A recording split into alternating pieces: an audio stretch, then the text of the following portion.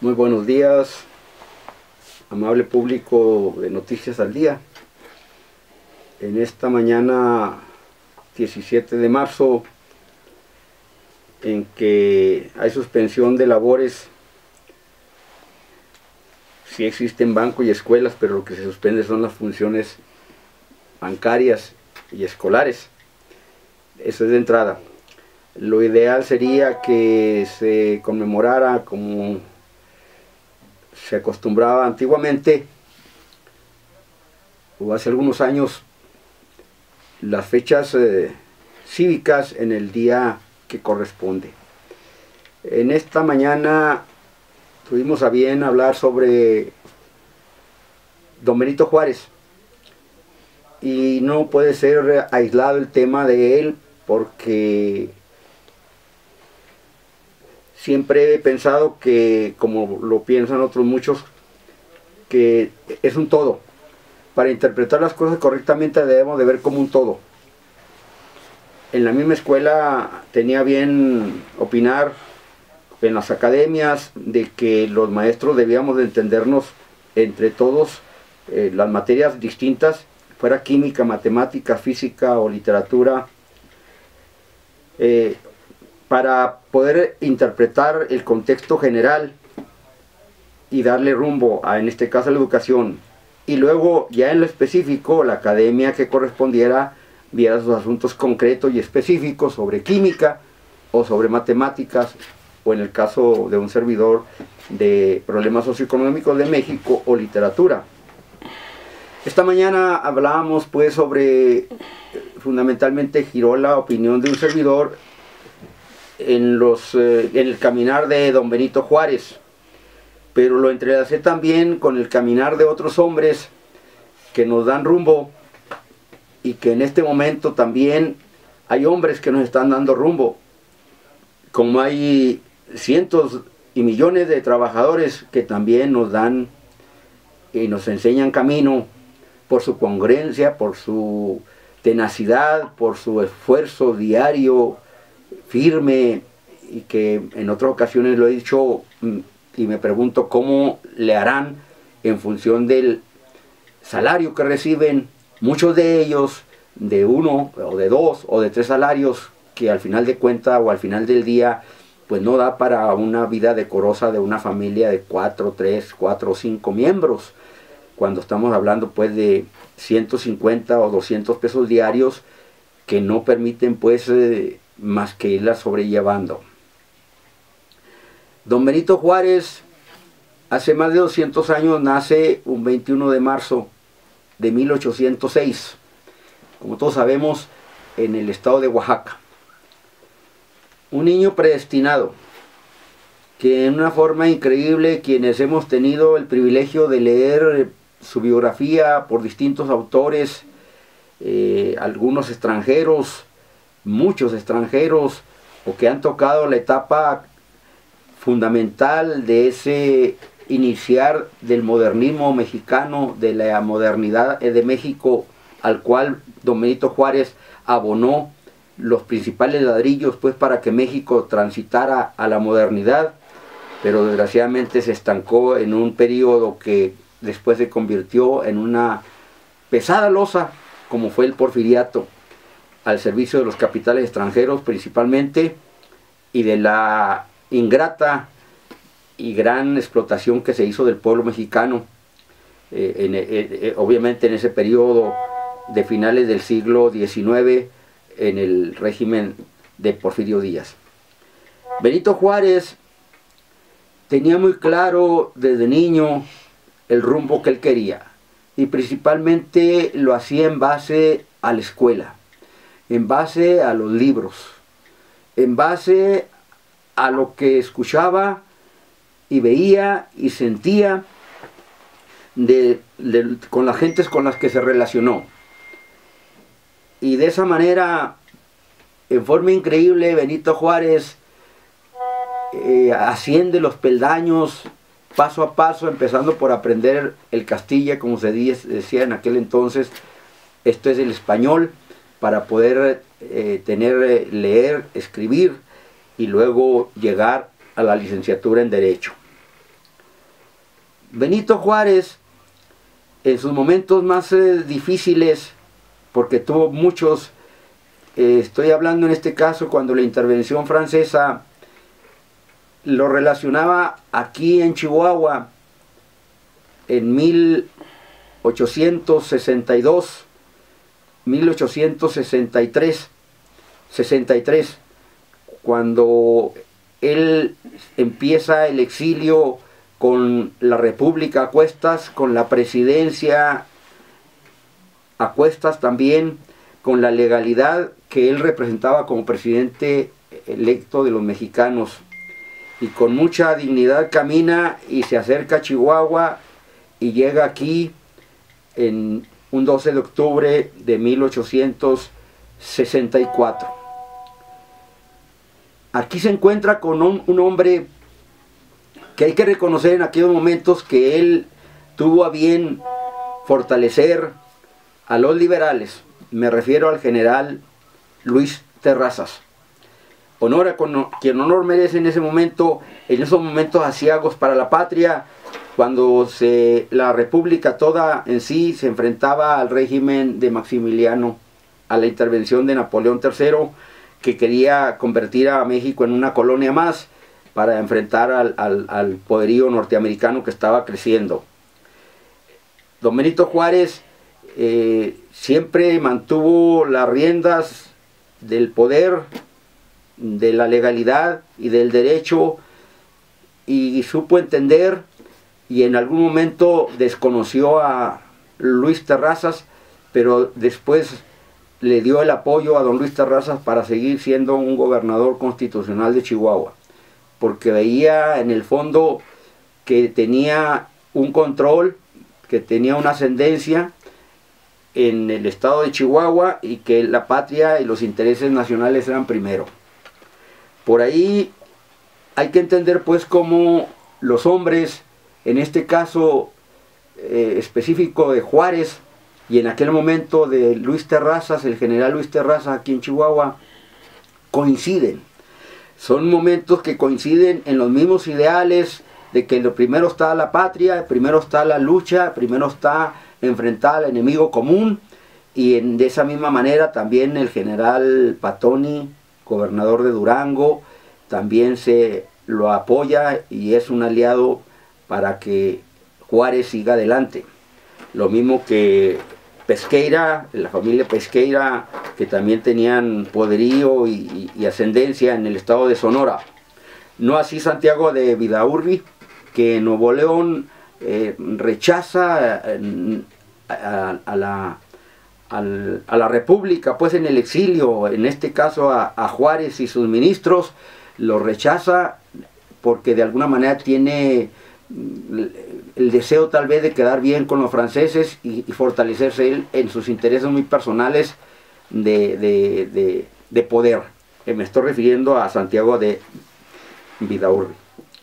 Pero Juárez no le tiembla la mano para en un momento dado tanto a Nuevo León como a Coahuila ponerlos en la picota y someterlos con los generales republicanos, con los generales liberales y las fuerzas que estaban enfrentando no solo pues al enemigo común extranjero que eran los franceses, sino también a aquellos mexicanos que veían por sí y por sus intereses personales o de poder.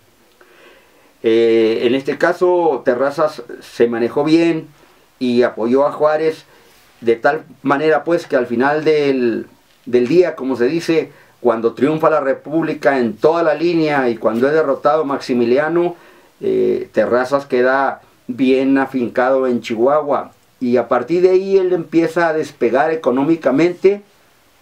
y se aprovecha también de aquella ley que más adelante se presenta en el periodo ya con Porfirio Díaz en el poder, por ahí en la década de los 80, de 1880, 80 y tantos, 90, cuando las compañías deslindadoras se van sobre la tierra, que a lo largo de México, a lo ancho de México, pues la mayor parte eran baldíos, eran terrenos nacionales, eran terrenos que no tenían dueño, porque estamos hablando de un país que en aquel entonces tal vez sería de 8 o de 9 millones de habitantes. cuando en la revolución se dice pues que era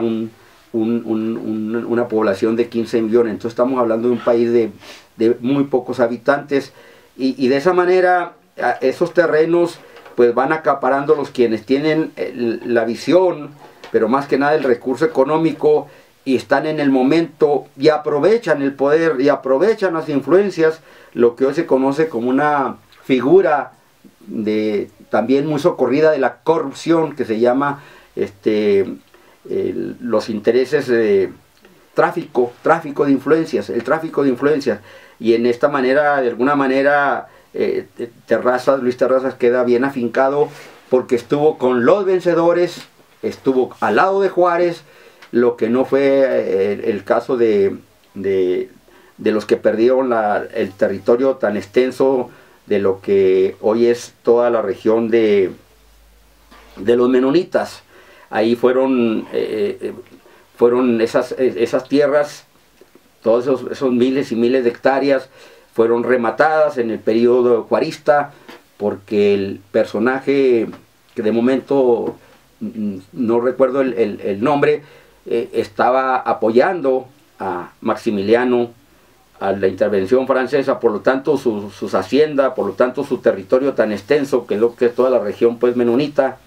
de aquí del municipio de Cuauhtémoc, pues fue desmantelada, y quienes la compraron, pues entre otras fue Terrazas, tal vez Bernardo Revilla, y otros personajes que también se habían hecho de propiedades, como eran los Müller o los Miller. Y así ellos, tarde que temprano, se fueron olvidando de los ideales, se fueron olvidando de la cuestión nada más de servir para trascender, para que México avanzara, y se fueron haciendo a sus propios intereses fundamentalmente de tipo económico, que los va haciendo perder, valga la expresión, el piso, y de alguna manera también la trascendencia como personajes importantes en la vida de los pueblos.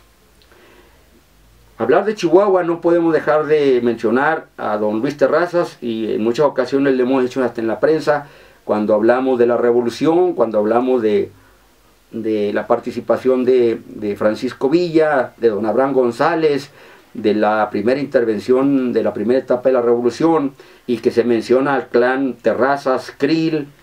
Quilty, los Cisniega, etcétera, y los mencionamos pues como los que acaparan la riqueza y acaparan los terrenos,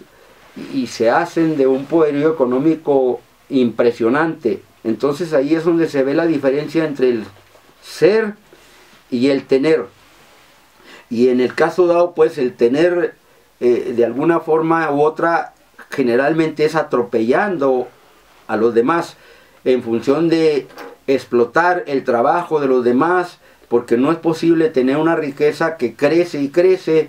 con el sudor de la frente de una sola persona o de unos cuantos. Eso no es posible. Siempre atrás estará una explotación en función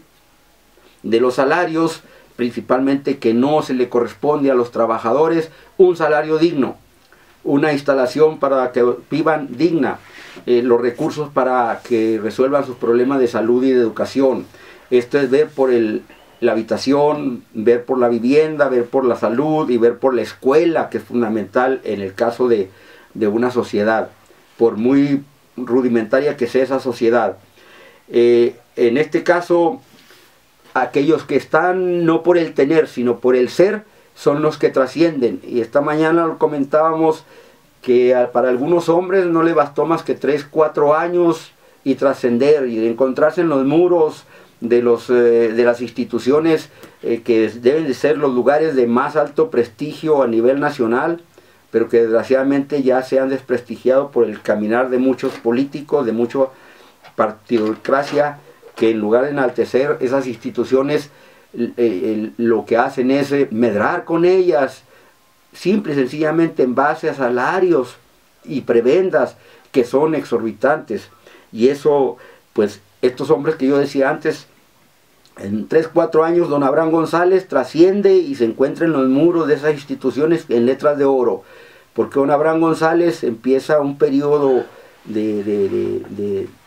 9 que apoya a Madero, y para el 13 lo asesina Victoriano Huerta, y él deja un legado y que trasciende. Volviendo con Juárez,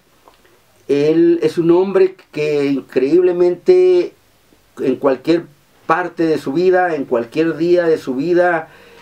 nos deja lecciones de que nos dan rumbo, pero porque él no va por el poder mismo en sí. Y prueba de ello es que sus biógrafos al final de cuentas relatan meticulosamente lo que él deja como herencia, muy contada en lo económico, en lo pecuniario, a pesar de haber sido presidente durante varios años, y además que le tocó vivir una etapa muy difícil. Benito Juárez se enfrenta ya en su vida de adulto, se enfrenta primeramente a hacer que su estado sea a nivel nacional estado modelo. Oaxaca, en el periodo del, si no me equivoco, en el periodo de 1840 y fracción, él es gobernador de Oaxaca, y Oaxaca era modelo estado, un estado modelo como en algún momento lo ha sido Jalisco en lo actual, o lo ha sido Nuevo León, o lo ha sido Chihuahua, o lo ha sido Veracruz, en su pujanza económica, académica, industrial, etc. Oaxaca, en el periodo de Benito Juárez, tuvo esa relevancia en base a un funcionario que estaba al servicio de los demás, en un funcionario que daba que para trascender había que ser, no tener, sino que ser, y él fue un funcionario honesto a carta cabal. Su honestidad acendrada, su lealtad, su ética fue legendaria de alguna manera. Él no titubeaba, no le temblaba la mano, ni siquiera cuando tenía enfrente a los enemigos y que lo iban a fusilar, cuando por ahí dijo, los valientes no asesinan, pero Benito Juárez estaba firme, parado, enfrentando a la muerte en esos instantes, y los mismos soldados reaccionan y no lo matan cuando quisieron matarlo, o en tantas persecuciones que se dieron a lo largo de tantas luchas. Juárez se enfrenta a los privilegios, tanto de la iglesia como de los militares. Juárez nos deja las leyes de reforma, que son las que le dan esa fortaleza que decía al principio de la plática, para asentar los cimientos fundamentales de un Estado moderno, que debió haber continuado Porfirio Díaz. Y yo señalaba pues aquí el reconocimiento a don Luis Terrazas como un soldado más que le da cobijo a la República, que apoya a Benito Juárez en los 2 años que estuvo aquí, más de 2 años que estuvo aquí en Paso del Norte, Benito Juárez y sus más cercanos colaboradores como José María Iglesias, Sebastián Lerdo de Tejada y los generales que enfrentaban en los distintos lugares de la República a los franceses. Así de esa manera también Porfirio Díaz, como general liberal, mis respetos para él, también fue un general de alto rango y alto prestigio que enfrentó a los franceses. Pero ¿por qué luego la historia lo manda, valga la expresión, como decir, al basurero de la historia, y no se le reconoce a Porfirio Díaz, a pesar de haber sembrado tanta infraestructura como, por mencionar alguna, los ferrocarriles, por mencionar alguna, como decir también las presas, como decía aquí la presa de La Boquilla, o el Hospital Central, el Palacio de Gobierno, construcciones muchas, y no solo en Chihuahua, sino a lo largo del país, que se construyeron en el periodo porfirista. ¿Por qué no se le reconoce? Porque todas ellas están de alguna manera fincadas, amasadas, edificadas con la miseria y la pobreza y el sufrimiento de millones de mexicanos que vivían miserablemente y vivían en la ignorancia, el 90% de ellos. Por eso Juárez sí trasciende, y él sí enfrentó un largo camino. Otros lo enfrentaron muy cortito, pero también trascienden porque tienen el ideal de servir al de enfrente, del ser, como fue, lo mencionaba don Abraham González, como fue Madero en 3-4 años también, del 9 que se enfrenta a Porfirio Díaz, al 13 que lo asesinan a principio del 13, que lo mata Huerta. Y también Madero trasciende, y lo mismo trasciende Emiliano Zapata, y lo mismo trasciende Villa, porque son hombres que no están por el poder mismo en sí. Y yo lo he mencionado en algunas ocasiones, en el caso de en esencia, en esta plática, no solo reconocer a Benito Juárez, sino a todos aquellos mexicanos que en base a su caminar ético nos van dando ese rumbo y ese lugar que merecemos como sociedad, y que no podemos olvidarnos de ellos porque son nuestra herencia viva. Y nosotros ahorita hacemos historia, pero en base a esa herencia que nos dejaron ellos y nuestros abuelos y nuestros padres.